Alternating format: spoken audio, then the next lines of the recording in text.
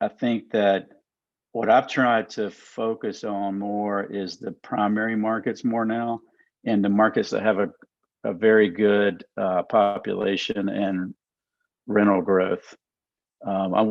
Because those are the stronger markets in my mind for the future. And so the ones I've been working on have been more in the primary markets this year. Welcome to the How to Scale Commercial Real Estate Show. Whether you are an active or passive investor, we'll teach you how to scale your real estate investing business into something big. Marshall Sykes is the president of Capitano Investing Group and has over 20 years of real estate investment experience. Marshall, welcome to the show. Sam, thanks for having me. It's a pleasure to be here today. The pleasure is mine. Marshall, there are 3 questions I ask every guest who comes on the show. In 90 seconds or less, can you tell me, where did you start, where are you now, and how did you get there? I think for me, as far as real estate investing, I started with my family. I grew up in a real estate family, development family, and started in single family homes. And where I'm now, I'm a general partner in 14 multifamily deals, and we own over 2,700 units. And then how did I get there? Well, it's definitely a long road. Hopefully we can tell that story a little bit here, but I'll give you a quick 30 seconds. I grew up in a real estate development family. We built single family homes. My mom and dad decided they wanted to do that instead of having a corporate job. And so they built 2 at a time. They'd sell one as a to live off of, basically, and keep one as a rental. So I learned that growing up. I helped them a little bit on those projects, but then I went into the Navy doing construction engineering. And about 10 years into the Navy, I decided, hey, it's time. I want to have some passive income when I retire, besides just my military pension. And so how can I do that? I knew real estate, and we started investing in single family homes. And eventually I decided, hey, maybe multifamily is a little bit better. Let's look at that as well. Did you end up retiring from the Navy? I did. I did 25 years in the Navy. I retired as a captain. I was in the Civil Engineer Corps. I wasn't on a ship, believe it or not, for my whole 25 years.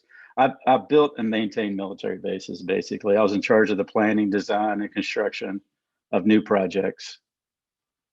Wow, that's really cool. I love that. And when you got out of that, but you when you exited, you said, "Hey, I want to have, like you said, passive income already coming in once you quit working or retired from the military." Yeah, I saw that model with my dad. He retired from the military. He developed single family homes. I mean, so he had some rental income coming in. I saw that he could put away money and live off of his real estate investments, basically. And I knew that was a good model, and I wanted to have more freedom of movement when I did retire. I didn't want to put a bunch of money in the stock market and then try to draw down 2 to 3 or 4% a year and hope it lasts until I no longer living here. I just thought that wasn't the best model to do. It's a simplified model, yes, but I wanted a more robust model.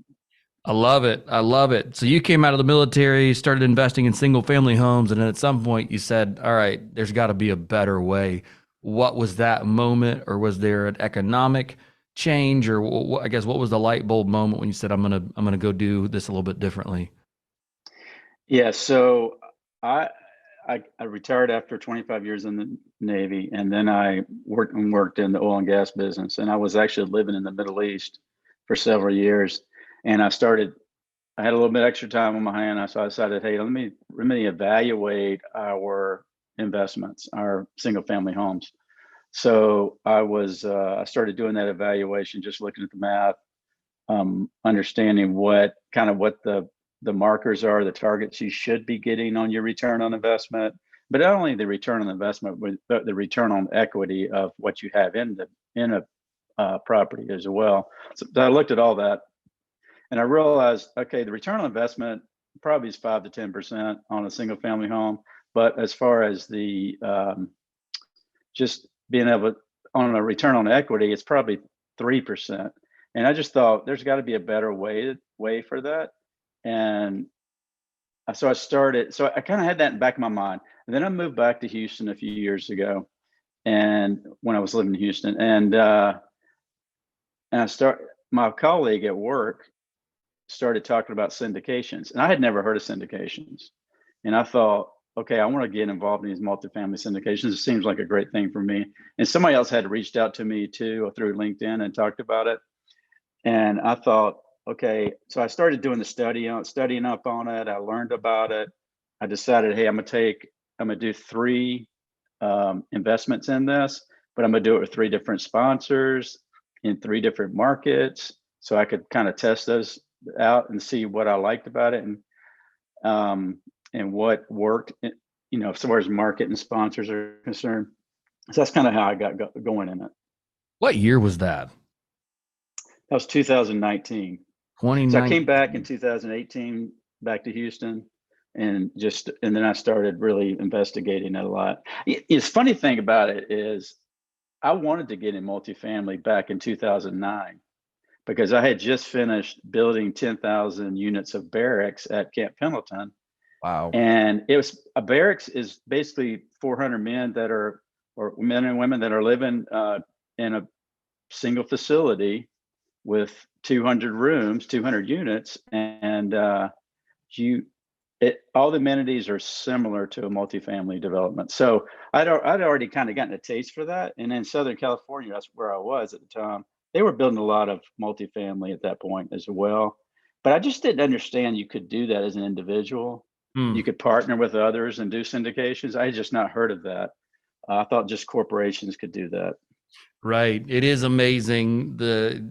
Even today, I feel like there's so much information on it you could learn until you drop, but yet even so, it's still kind of a mystery, to a large even portion of the real estate investing community, where it's like, oh, this is possible that we can actually buy an apartment complex. This is wild. Now, 2019 to 2022, you said now you're a general partner on 15 different deals. That's a lot of movement in, I guess, a little over 3 years. How have you strategically scaled without creating an unnecessary amount of work for yourself? So, strategy was one of the things we worked on in the Navy, as well as at ExxonMobil where I was. It was all about strategy and thinking about 4, 5, 10 years down the road, even longer maybe. But so I did want to apply that to my general partnership in multifamily investing. And what I did was I joined a coaching group that allows me to have the structure in place. It has the structure in place with the attorney, same attorney on every project, on every property, a mortgage broker, a lead partners that are very well versed in multifamily, preferred vendors for property management, as well as construction, due diligence, those type of things. So that structure allowed me to go in with confidence and trust that I could go fast. And not only that, there's a lot of the partners in this group are very high level. They've been in businesses, they've run businesses before or properties. And so they're all very like-minded individuals. And I just found a really good group that we can go fast in and with confidence in our underwriting and in our partnerships. I think that's great, and it's certainly it's a model that's replicable, and it's also a model that prevents, I think, not that you were a newer investor, but you were a newer investor to the multifamily space from making some really dumb mistakes. And I think that's the value that partnerships like this bring, that mentors bring, and I've certainly had some partners and mentors along the way that have looked at some stuff I was working on and going, maybe we should tweak that just slightly. And it was a tremendous value, an add to the project going, okay, you just saved me from being an idiot. Thank you. So that's great. Certainly love that. What is there ever, I guess, the intention or the goal? Because I know a lot of people transition out from kind of working in that group setting into being the lead sponsor? Is that somewhere you want to go? I've thought about that a lot. I haven't, in some ways, I might do that in 2023, 2024. I just think that that's not I certainly can do it.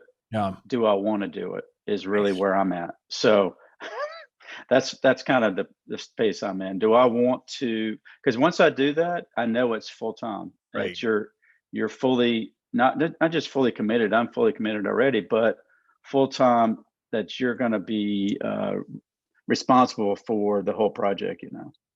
It is. That's a strong consideration. That's something we were talking about in a mastermind group here recently. It was like, what do you want to build? Do you want to build it that way? Do you want to, as you said, and it's not a full-time commitment for a year. It's a full-time commitment for the life of that project. That's exactly right. Yeah. And I enjoyed, when I first started, I just started raising capital and providing earnest money and doing some of the due diligence. I also participate in some of the asset management calls, but I'm not the asset manager. I just kind of help them out a little bit. But I decided I didn't really think I would like raising capital, but I realized, hey, I like this. I like networking with people. I like telling people, hey, the advantages of real estate investing. I like that they can trust that, I mostly go back to the colleagues that I know and they trust me. And so that relationship's already there, and it's just a natural conversation for me. That's fantastic. And is that where the bulk of your energy goes right now, or are there other things in the owning and operating of these assets that you also plug in and help on? Yeah, most of it is in investor relations and raising capital, but I do talk to the partners and just kind of help them think through things as well, because it, especially in every apartment complex you buy, there's going to be something a little bit different, a little nuance, or in that market. So you want to make sure all the bases are covered there.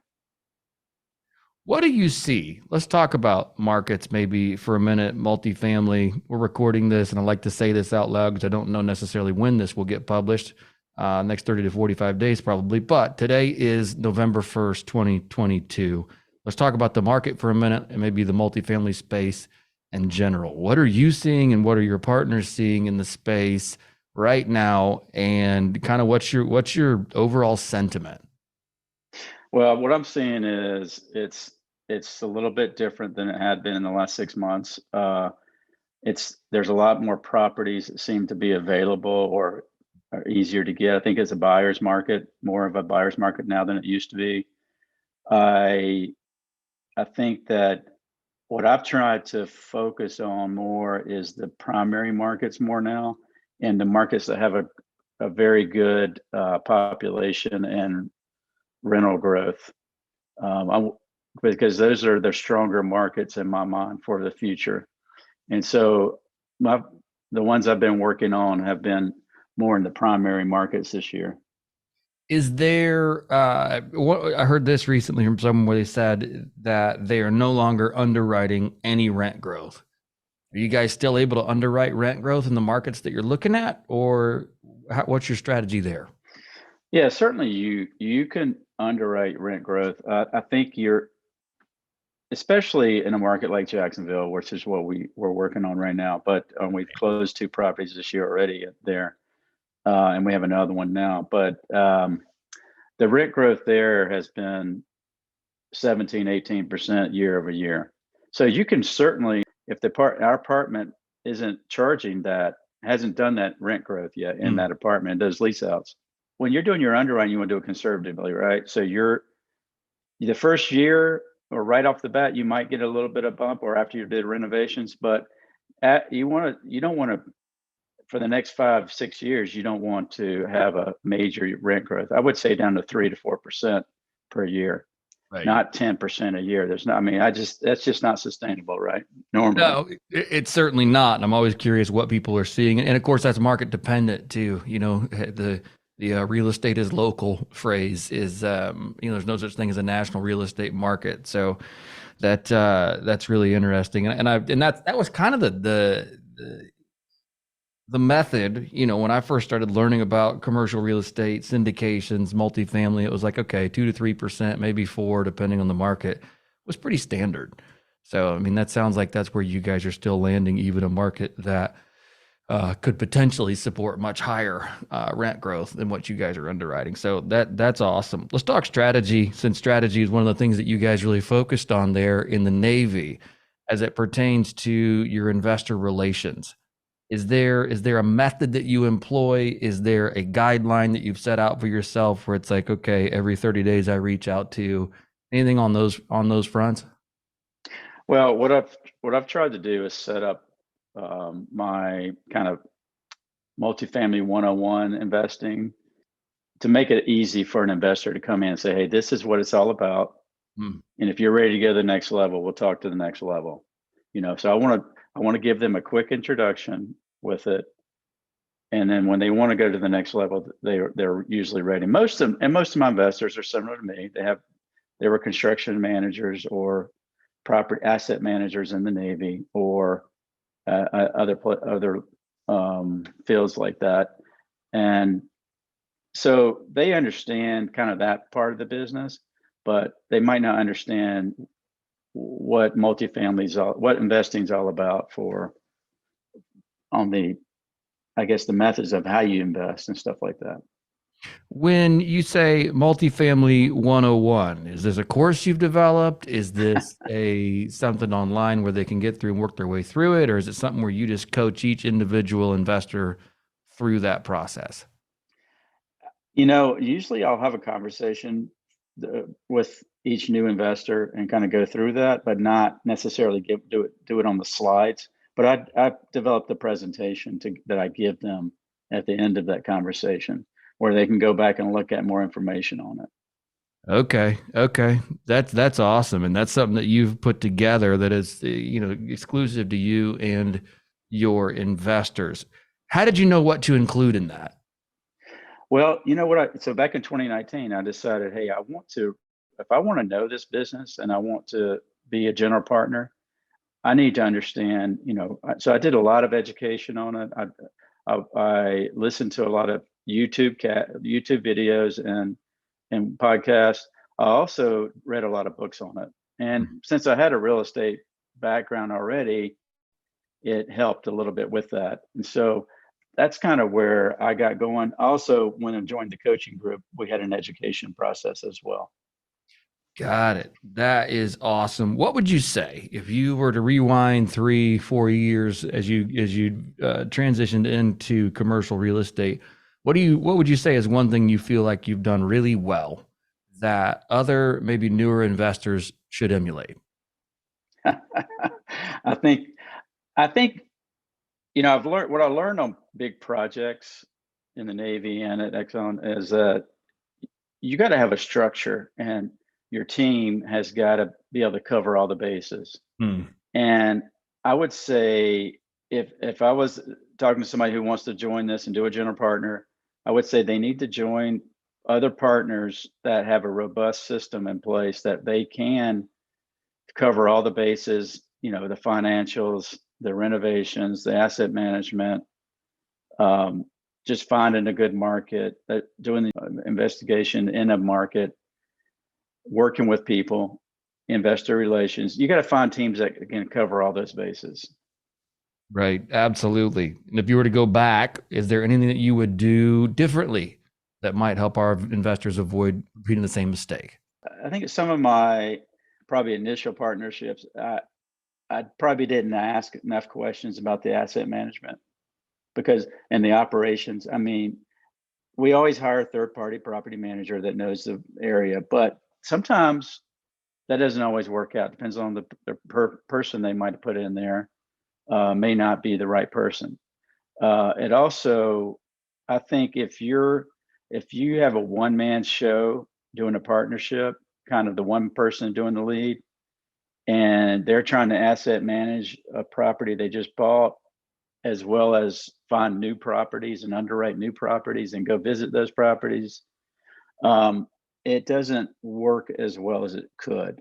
And so what I've tried to do is I want to work with other partners and other lead sponsors that have a team in place that can cover those bases if they want to go look at other properties too. I think that's brilliant. That was a conversation that somebody was asking me yesterday, because it's a smaller deal that we're taking down, a lot smaller than a normal size deal. And he goes, "Why are there 4 of you? Why do you have 3 other partners on this deal, Sam?" And I quickly broke down the roles that each of us are taking. And I'm like, none of these other 3 are, 1, roles I'm good at, and 2, anything I want to do. And you got to pick. So it's like you said, the deals can go a lot better when there's delineation of and strategic placement of who's doing what. So I like the way you've said that, Marshall. Thank you for sharing that with us. Certainly appreciate you coming on the show today. This was a pleasure having you on. If our listeners want to get in touch with you, learn more about the project you guys are working on, or just want to in general get in touch with you, what's the best way to do that? I think for me, I'm very active on LinkedIn. They can always link in with me and get in touch with me there, but also they can go to our website, capitanoinvestinggroup.com. Fantastic. And we'll make sure we put that in the show notes as well. Capitano Investing Group. Marshall, thank you again for coming on the show today. I do certainly appreciate it. Thanks, Sam, for having me. It's great.